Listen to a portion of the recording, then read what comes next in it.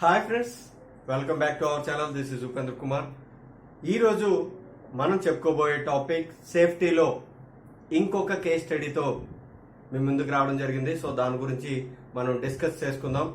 So సేఫ్టీలో చాలా చాలా important ఒక ఇన్సిడెంట్ ఎలా అయింది, సో ఎందువల్ల అయింది, దాన్ని మనం ఎలా అవాయిడ్ చేయాలి అనేది అండ్ సేఫ్టీ టాపిక్స్ అన్నీ కూడా మన ఛానల్లో ఉన్నాయి, చూడండి. అండ్ 800+ వీడియోస్ ఉన్నాయి, అవన్నీ కూడా యూజ్ఫుల్ వీడియోస్.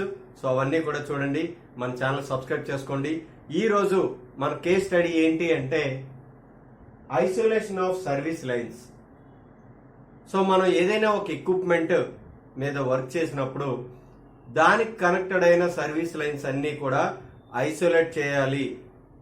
ఓకే, సో మనం మేజర్ రిపేర్కి వెళ్తే దాన్ని మనం పాజిటివ్ ఐసోలేషన్ చేసుకోవడం చాలా చాలా ఇంపార్టెంట్. పాజిటివ్ ఐసోలేషన్ అనేది మనం ఏదైనా ఒక వర్క్ చేసినప్పుడు తప్పకుండా ఉండాలి. ఓకే, సో ఆ పాజిటివ్ ఐసోలేషన్ చేయక ఇక్కడ ఒక ఇన్సిడెంట్స్ అనేవి అయ్యాయి. అవి ఏంటి అనేది మనం ఈరోజు చూద్దాం. ఓకే, సో ఇక్కడ మనకు చూస్తే ఒక స్టీమ్ డ్రమ్ ఉంది అండ్ ఇక్కడ మనకు ఒక కాలం ఉంది.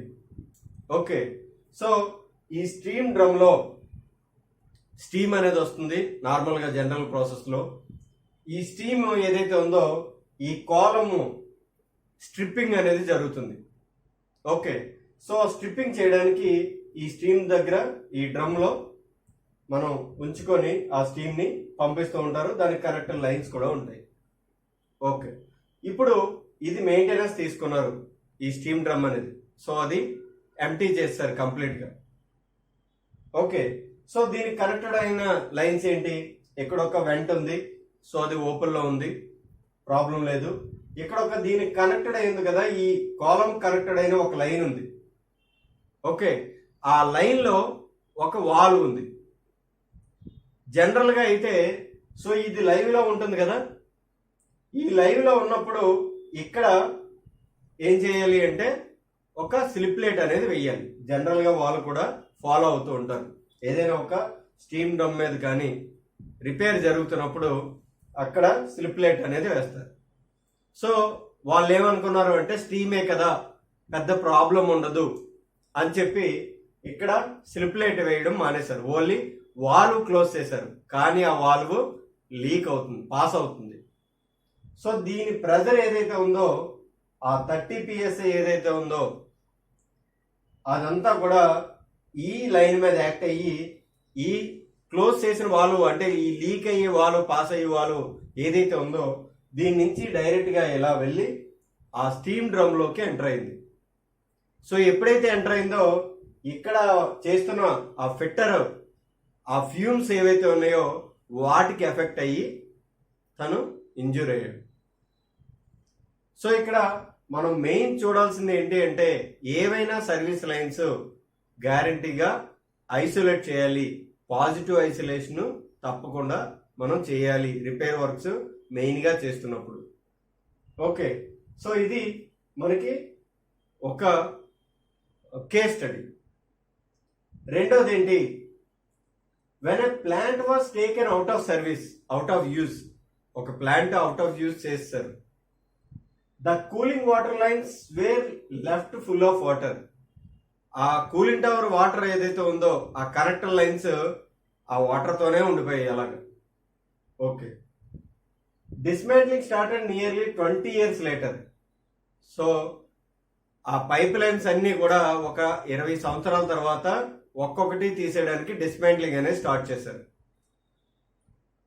When a mechanic cut a cooling tower line open with a torch, there were a small fire.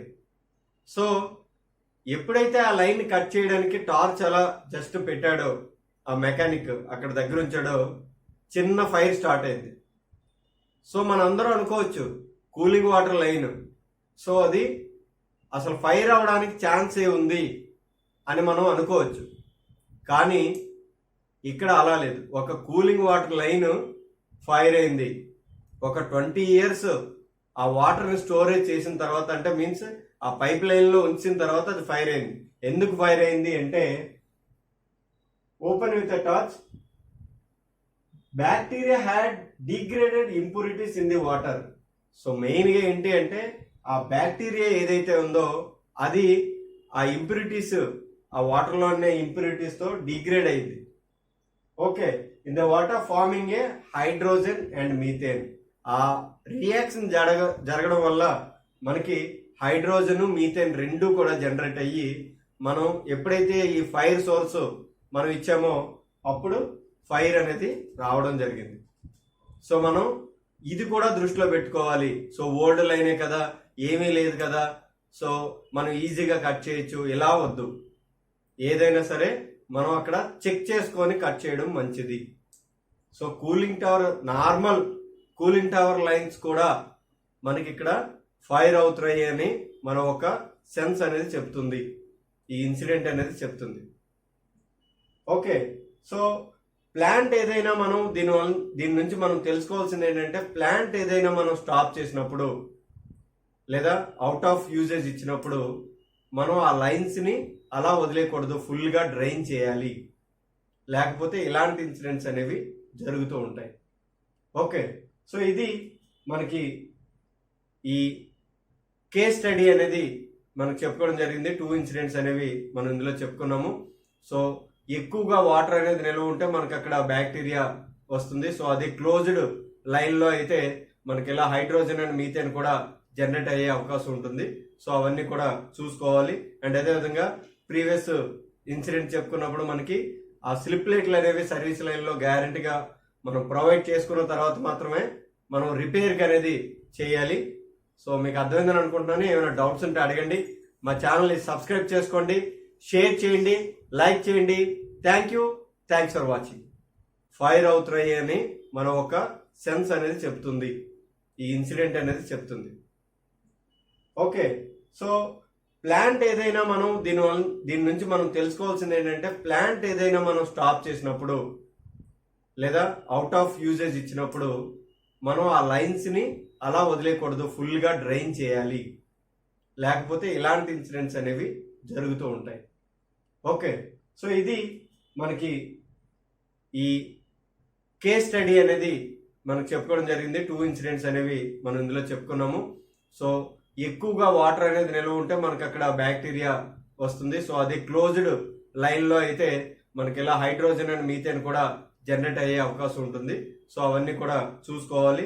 And అదేవిధంగా ప్రీవియస్ ఇన్సిడెంట్ చెప్పుకున్నప్పుడు మనకి ఆ స్లిప్ ప్లేట్లు అనేవి సర్వీస్ లైన్లో గ్యారంటీగా మనం ప్రొవైడ్ చేసుకున్న తర్వాత మాత్రమే మనం రిపేర్కి అనేది చేయాలి.